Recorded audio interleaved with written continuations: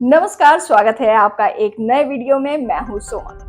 अगर आप ये सोचते हैं कि आपके बैंक अकाउंट में रखा पैसा पूरी तरह सेफ है तो जरा ठहरिए, क्योंकि आज जो खबर हम आपको बताने जा रहे हैं वो सीधे आपके पैसे, आपकी मेहनत की कमाई और आपकी डिजिटल जिंदगी से जुड़ी हुई है। अब तक हम ये मानते थे कि खतरा सिर्फ हैकर से है, कोई पासवर्ड चुरा लेगा, कोई ओटीपी ले लेगा और अकाउंट खाली। लेकिन अब ये कहानी बदल चुकी है। अब खतरा सिर्फ इंसान से नहीं बल्कि एआई यानी आर्टिफिशियल इंटेलिजेंस से भी है।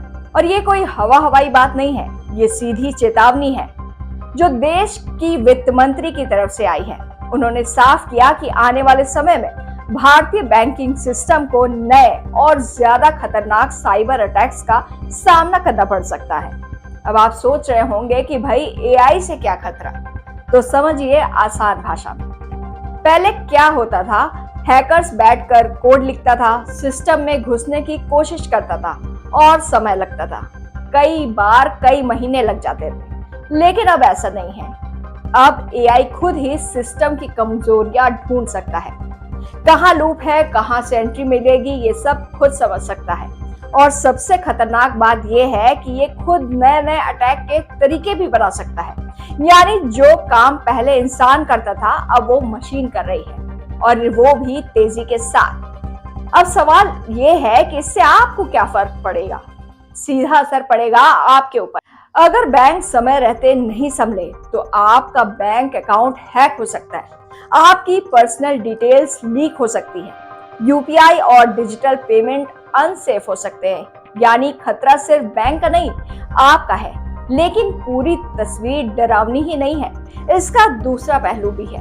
जिस एआई से खतरा है उसी एआई का इस्तेमाल आप अपनी सेफ्टी के लिए भी कर सकते हैं। सवाल है कैसे?